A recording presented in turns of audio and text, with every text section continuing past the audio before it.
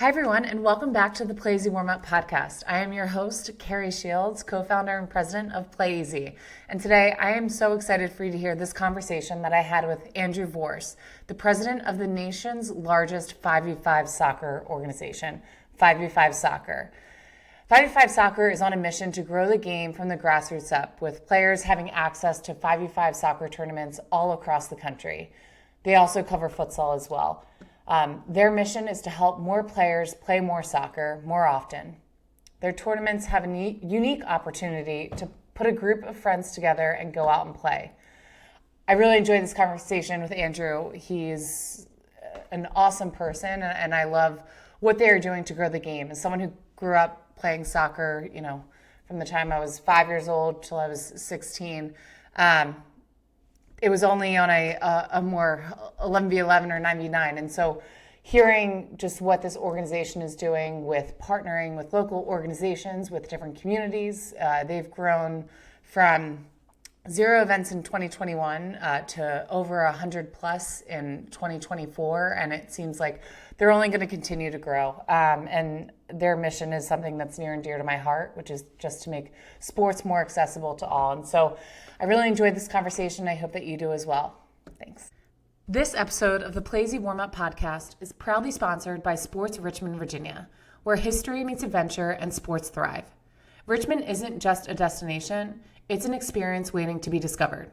The Richmond region, also known as RVA by the locals, blends hip with history and character with culture in a one-of-a-kind destination.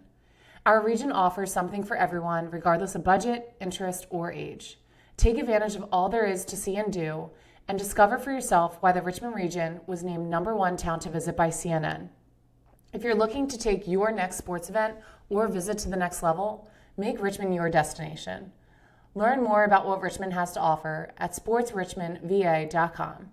Thank you, Sports Richmond, Virginia, for supporting this episode and helping us share the stories that make sports and travel so impactful. Hi, everyone, and welcome back to the Playeasy Warm-Up Podcast. I am your host, Kerri Shields, and today I am very excited to have Andrew Vorce with me. He is the president of the nation's largest 5v5 organization, 5v5 Soccer. Andrew, thank you so much for being here. Thank you. Excited to be on. Yeah. Awesome. So just to start this conversation, could you give a little bit of your background and how you came to be involved with 5v5 Soccer? Yeah, for sure. The long story short, lifelong soccer guy, live in Kansas City.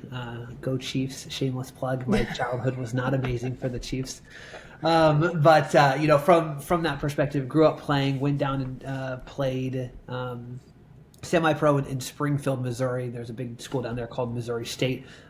Now they're one of the best colleges in the country. They're like top 10 or something like that. They were not that good when I was there, and I wasn't good enough to play for them at that point, right? But no, I had a lot of fun. I was not a Division I level athlete, but definitely passionate about the game. Started as a volunteer coach, coaching the local middle school team for the semi-pro team. Got involved in club coaching, and then that led into being a director of a program that led into being a director of coaching. So, really climbed the ranks, as it were. And, when the 5v5 soccer brand came around, it was definitely the right time. Travis, who's the creator of 5v5, and I linked up. That was 2021, going into 2021. And, it's been full steam ahead since then. Yeah, and I know just the growth since then has been tremendous. And so could you share a bit of the story of how 5v5 Soccer began and how it has evolved over the course of the last few years? Yeah, for sure. So my background was obviously in the soccer space and in franchising and some of the business stuff, directing programs and that kind of stuff. Travis, who's the founder of 5v5, spent 20 years in the small-sided soccer space, and so he was ready for his next adventure and started doing some 5v5s and 3v3s and 7v7s and different kind of small-sided events. And when the 5v5 happened, and it happened and it happened and it happened, you're like, oh hey, I think we're onto something here, And so we stopped doing some of those other formats and really just got locked in on the 5v5 soccer. Went as far as to the whole brand now is 5v5 soccer. At the beginning it was, Warrior Soccer Tour and all this other stuff. But once the 5v5 soccer, brand started to really take off, the name shift helped, right? The rebranding helped. We did that really, really early on, 2021, 2022. But, we started, we got after it. We, really wanted to make sure, and, we'll go into a lot of this stuff later, I'm sure, but we really wanted to make sure that we were always working with the right people, right? I mean, obviously the world is a small place in general, but soccer is such a small world, right? And so we always want to make sure that we're working with the right people, right? From a relationship standpoint, you gotta make sure that you're leading with what you want to receive on the back end of that. And so we always wanted to work with good people. We always wanted to make sure we're working with the right person in town, because if you partner with the bad guy, nobody wants to work with the bad guy. You know what I mean? And we're so reliant and we need our partners in the local community to help us, right? From a branding perspective, right? I mean, we really do co-brand these events inside the local community. And so it doesn't make sense to work with the bad guy on multiple different facets there. But no, it's been fun. We've grown a lot, and obviously we'll go over that in a little bit. But it's been a wild ride. Yeah, that's awesome. And how do you see 5v5 soccer shaping grassroots participation and engagement around the sport of soccer? Yeah, for sure. Our mission straight up is we want to help more players play more soccer more often, right? That's always been the mission. The soccer players have always been at the core. We've done a lot of conversations with the different organizing bodies of soccer. There's U.S. youth soccer and U.S. club soccer and all of this stuff, right? And, again, soccer is such a small world that we always wanted to make sure that we were on the right side of any conversation. So we've chosen to stay independent, right? So like you said, we are the nation's leading 5v5 soccer program. And from that perspective, they're all tournaments all over the country. And from our viewpoint, we had a really good conversation with the CEO of one of those companies. And, his question was, why do kids stop playing? Like at some point, like soccer is super popular and then it's not. Like where's that disconnect? And, there's a lot of different reasons for that. Soccer is expensive. Soccer becomes a travel sport after 13, 14 years old, like a lot of other sports do. And, there's so many options for kids in the U.S. And so, when they hit that 13, 14, 15-year-old mark, are you a soccer player? Are you a basketball player? Are you a baseball player, right? Softball player, volleyball, whatever it may be. And so, from us, what we see is that 5v5 soccer is that great facilitator where, let's say you're 15 or 16 years old and your team falls apart, but you still want to play. We give them those options, right? You only need 10 kids. You only need 5, really, right? Max roster's 10. But you can get a group of friends together and go play 6, 7, 8 kids and go out there and play. And obviously, we do it for all of the ages. So you get your little ones that want to be competitive and they want to get their first taste of travel soccer or competitive soccer, but maybe they don't have a full roster, or maybe they're doing this in their off season. They're coming in and participating in the summer months instead of their fall and their spring season. They're now coming and getting extra touches. And so, as you look at the landscape, that's where we really see ourselves fitting in. And what we've been able to do over the last couple of years is provide that addition element, right? We always want to make sure that we're being an addition to that local soccer community. We don't want to compete with the big tournament. We don't want to compete because that's not good for the community. Then they're having to choose, do I want to play 9v9 or do I want to play 5v5? And that's not more soccer. That's not more often. That's us. They're choosing to play with us or choosing to play that. That's not addition, right? So we're really strategic. We lean on our partners with that kind of conversation is where and when and what's going to be the best for that local soccer community. And when it comes together, it's beautiful. Yeah, that's great. And you've said partners a few times. Could you explain who exactly are these partners that you're referring to?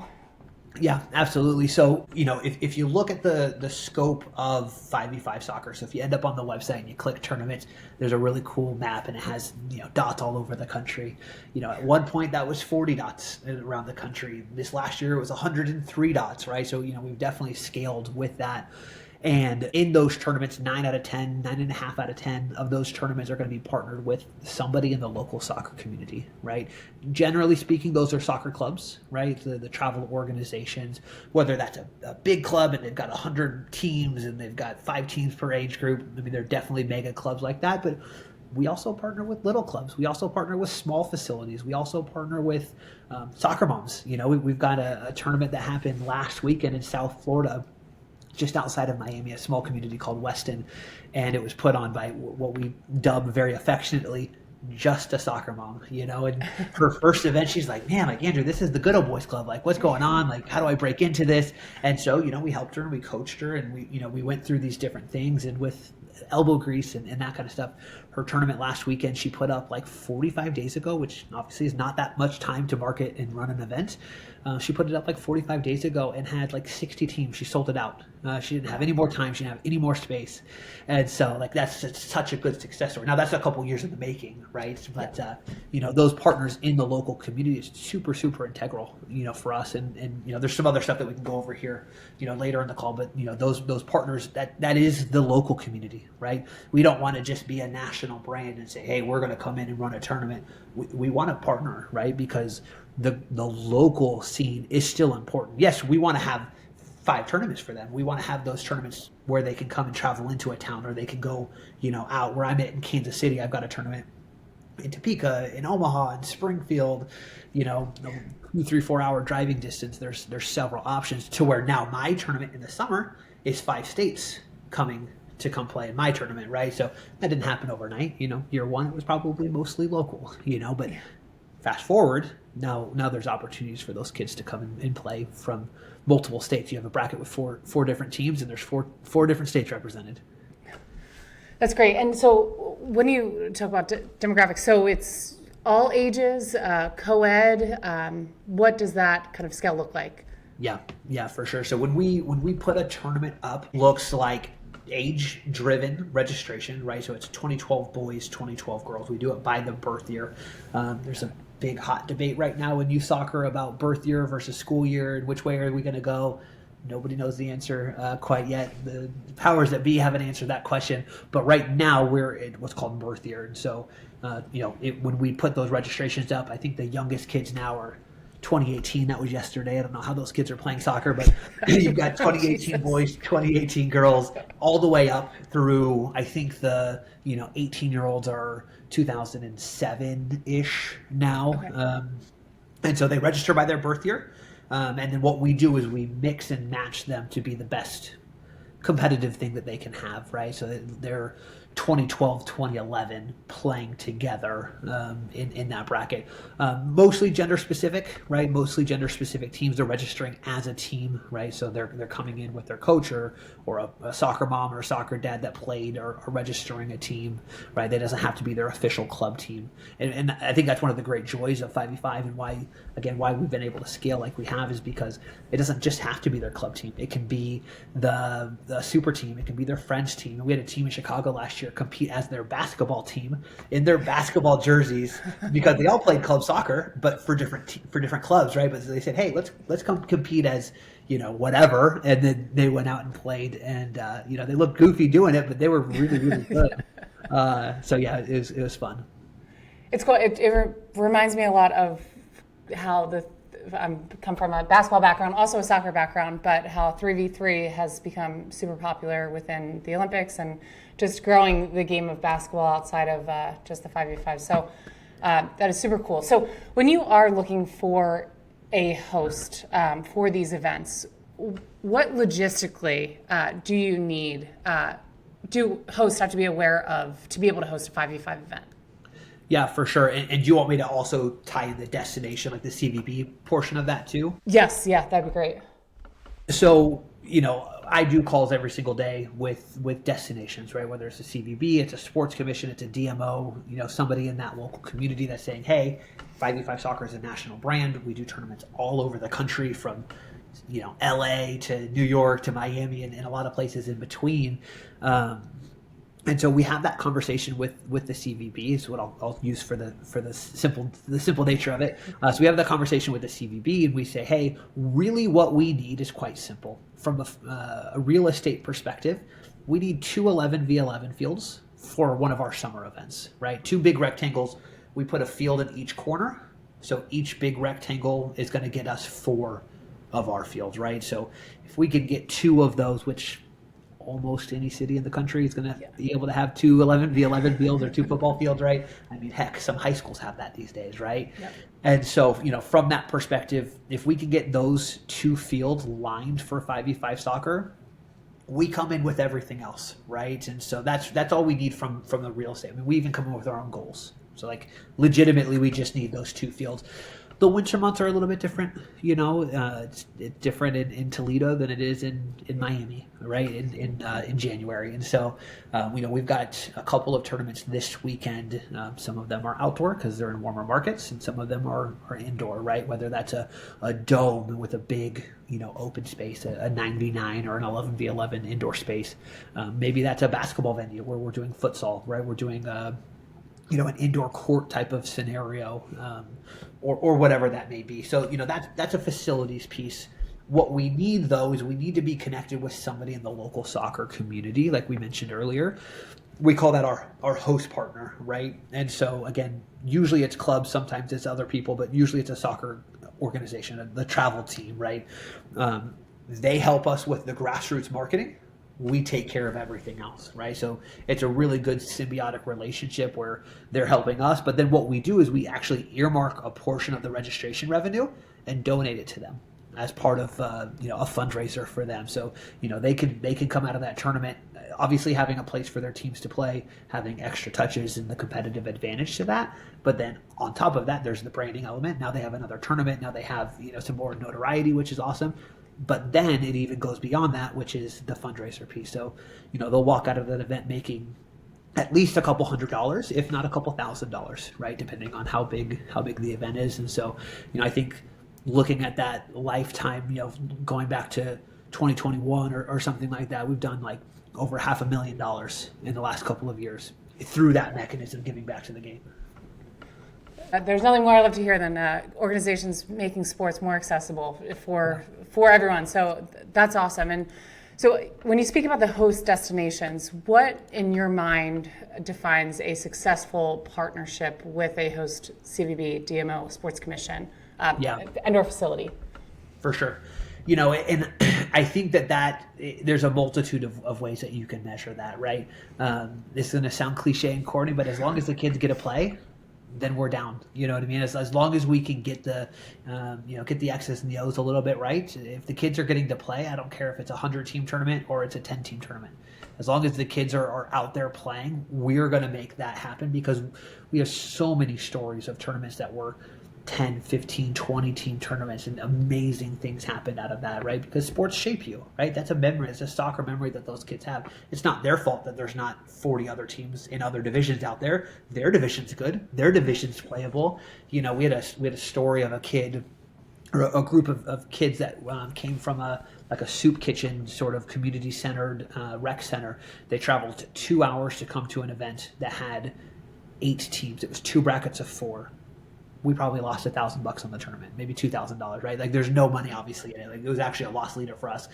But again, that's not the kids' fault, right? So we put the tournament on. They had a blast. They had a fundraise to even get there. Well, come to find out, they win the tournament, right? And so because of that, we do a national championship at the end of our cycle, which is Thanksgiving weekend.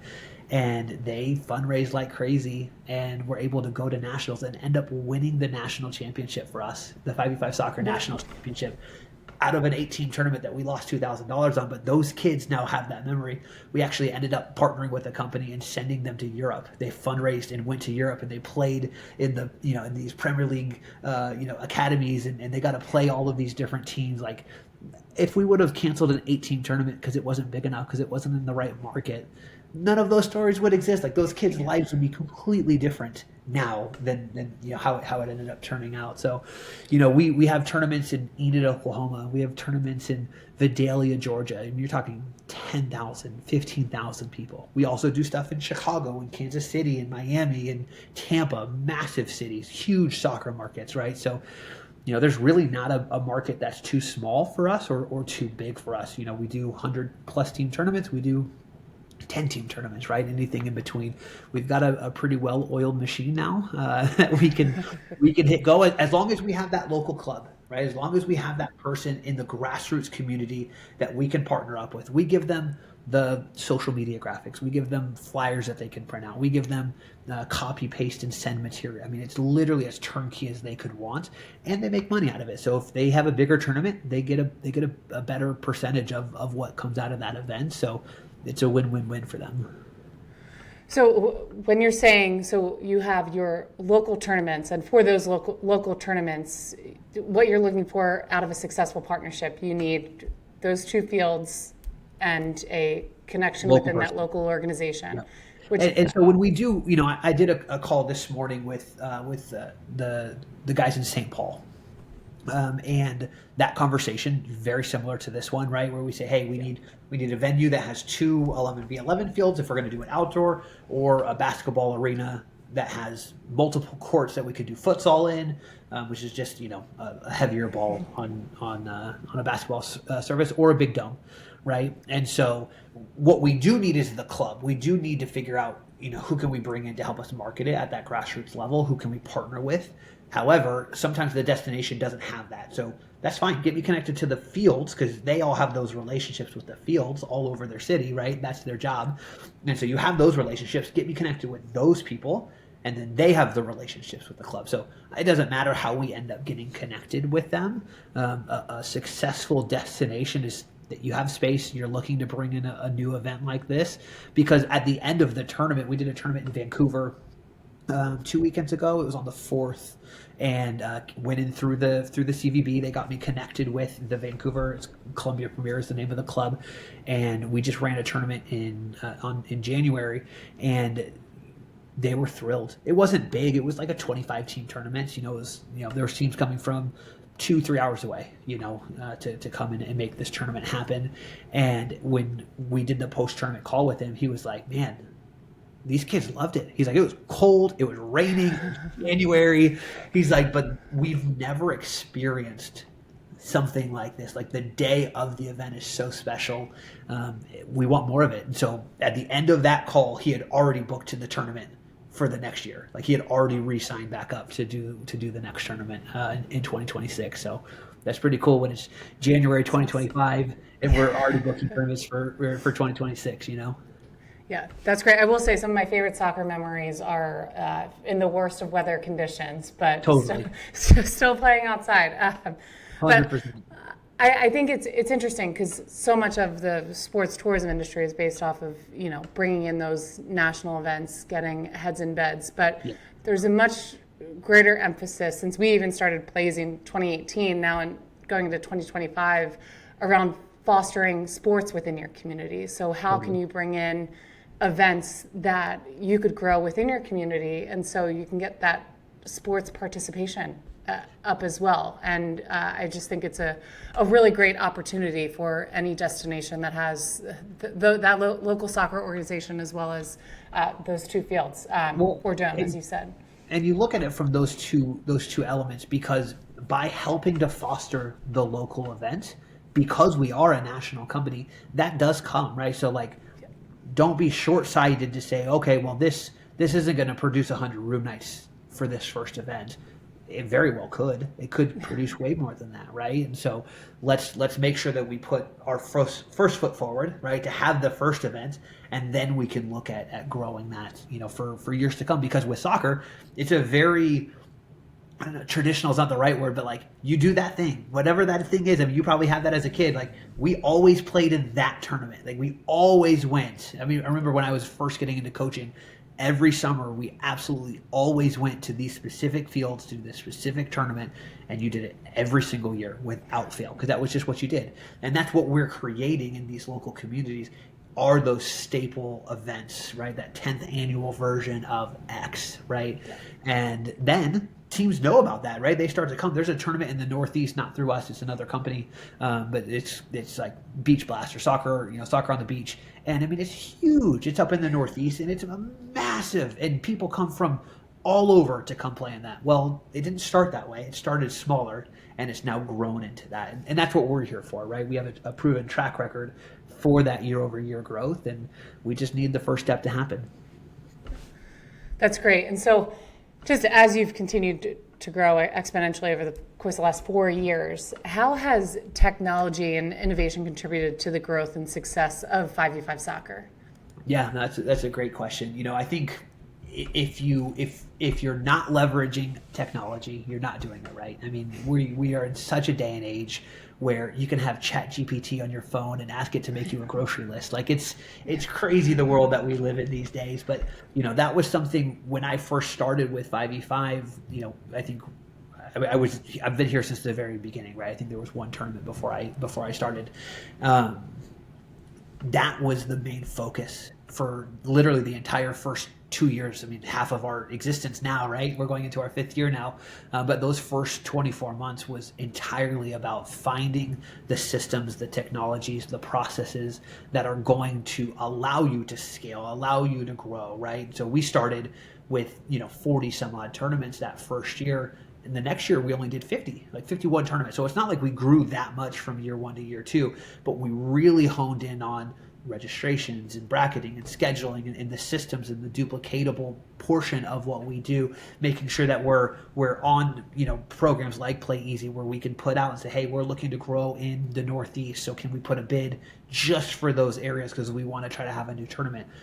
Why would you not? You don't have to be in this world where you're, okay, I got to go Google stuff and I got to go look for this and whatever. Like technology is such an important piece to that, which allowed us to go from 40 to 50 to 70. That's a big jump from year to year. And then we went from 70 to 103, and we're going to go from 100. I mean, I already have 73 tournaments on my schedule right now, and we've already done 5 so far this year. We're going to be at 150 or 200 tournaments, by the end of this year. More if I have anything to say with it, which is what I do all day, every day. But we're at least going to be at 150 or 200 tournaments this year. And the only way that happens is by, leveraging technology. That's the website. That's, making sure that you have some sort of form acquisition on your website, making sure that you have, not just email communication, but text message communication. There's just so many different things. And, I end up getting on calls with people that, want to partner with us from a technology standpoint. And legitimately, I'll blow up their whole business plan and be like, hey, okay, what do you think about this? What about this? Hey, have you thought about adding this? And, at the end of the call, they're like, hey, I'm so thankful that you took A, time to have this conversation, but B, you don't have a vested interest in my company and you're trying to help make me better, so yeah. I enjoy that stuff. So if there's anybody that wants to have that conversation, book a time with me. I love talking business. Yeah, I know personally it's extremely helpful to get that kind of feedback from people who are going through those challenges and who, the experts of needing to expand your events and locations. And so it's always helpful for us. I know you've been a great partner of ours for a bit now. And so it's hard to really communicate where you're looking to grow through an RFP. I'll say for Playeasy, we have a quick 5-step process, but having this conversation hopefully will be another way to communicate where you're looking to grow. And so I guess, where is 5v5 looking to go over the course of the past, next year or two? And are there opportunities for growth within new communities? Yeah, no, absolutely. When we started, the initial goal was obviously to hit this 100 mark, right? That was the first barometer as far as what we're looking for. And so I think from that perspective, it's looking long term to say, hey, where are we going? And the underlying mission statement, while more players playing more soccer more often, that's fine. The true goal or the true aim is to make this game, the 5v5 soccer game, accessible to every neighborhood in America, right? So we've got to be within a 60 to 90 minute area, as far as geographically is concerned, from all of those places. So 103 tournaments in 2024 sounds great, but there's more than 103 cities in this country. You know what I mean? There's hundreds and hundreds, if not thousands of destinations, even just on Playeasy. You know what I mean? And so what I love is being able to put an RFP and say, hey, we're looking to grow this summer put it out into the nation or put it out into a specific area. And then I'm able to get 10, 15, 20, 25 people that within minutes are saying, yes, let's have a conversation. So, where we're going, I mean, that's 1,000 tournaments to be able to hit that goal. I mean, that's a real sizable goal to be aiming for. And so what we always say is, we look at our map and we say, where are we not, right? Where so that, again, that call this morning with St. Paul was so perfect because we don't have anything in St. Paul, right? And if you were to go back even 24 months from now, we didn't even have anything probably even further north than the Chicago market, maybe not even to Chicago, but you fast forward 12 to 24 months down the road, and that's going to look totally different. So, for us, what we do is we like to build in clusters. So whenever we have our first tournament, now we want to go have 5 tournaments within a 2 or 3 hour radius of that, because that's what encourages the sports tourism, right? So we have a tournament in Northwest Wisconsin, which, by the way, was a Playeasy CVB conversation that turned into having a conversation with a club, with the local club there. It's called Chippewa Falls, and because of that, then we had another tournament with the other club a couple of towns away or the next town over, and then now we go into into the next city, and that's how we grow. So legitimately anywhere that, I mean, again, we have a tournament next weekend in Enid, Oklahoma. I think it's 11,000 people are in Enid, Oklahoma, and we've got a 20 some odd team tournament there, 22 teams. I mean, that's massive for us, a community of that size for what we're looking for. And so, we're super thrilled, and they're happy, right? They've got an amazing complex that happened to have a conversation after talking to a CVB. So we're really passionate about that. That's great, and we love to hear any success story is huge. So that's awesome. And over the course of the next few years, I think, especially during probably our lifetime, is one of the biggest events in soccer history for America with the World Cup coming. Yep. Does that have any influence of kind of how you envision 5v5 soccer going? Is there any opportunities for growth there or being involved? Yeah, for sure. I mean, I think you would be silly to say no, right? I mean, that is legitimately the biggest platform that exists is the World Cup. I love the Super Bowl. Hopefully the Chiefs win this year. But the World Cup is second to none. I mean, the amount of sports tourism, I'm in Kansas City, and 10 years ago, the city started to transform with the hope that Arrowhead was going to be a host city, and thankfully that they are. But I mean, it took millions upon millions, tens of millions of dollars to do a lot of infrastructure change to allow for that. I mean, we have a new airport. Thanks a lot, World Cup. I appreciate that, And so, what the World Cup's going to do, or has already done, it's already well set in motion. Again, you got a whole new airport. That's not a short, an easy thing.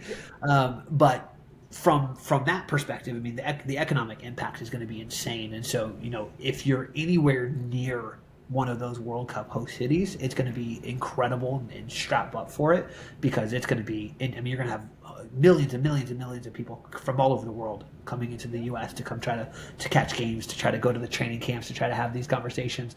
But on the flip side of that, if you look back to the mid 2000s and David Beckham came to the U.S. and to play for the LA Galaxy, now you have Messi playing in Miami. The boom that has for the local soccer doesn't even, again, there's kids, I keep going back to Enid, Oklahoma because it's next weekend.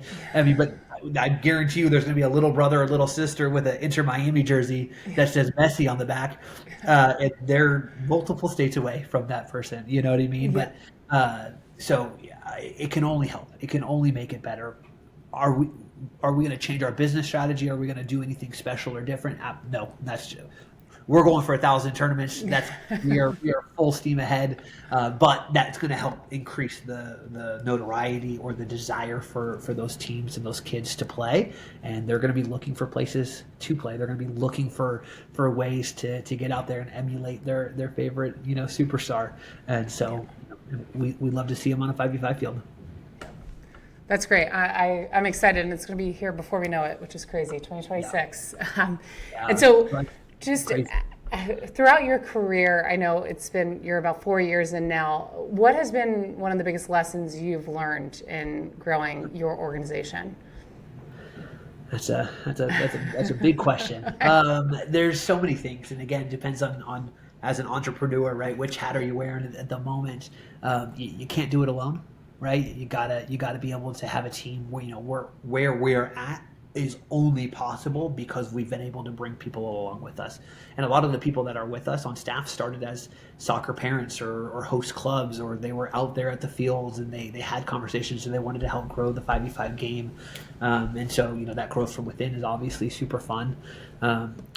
I would say the biggest thing from 21 to 22, like early on, with systems and processes, obviously focusing on the technology piece, making sure that you had the right stuff, right? Don't just scale to scale because you're ready to scale. And, we were intentional behind that. But again, the relationship side of it, right? I mean, nothing beats having the relationship, right? Every 5v5 soccer tournament that's been booked has had a conversation with me.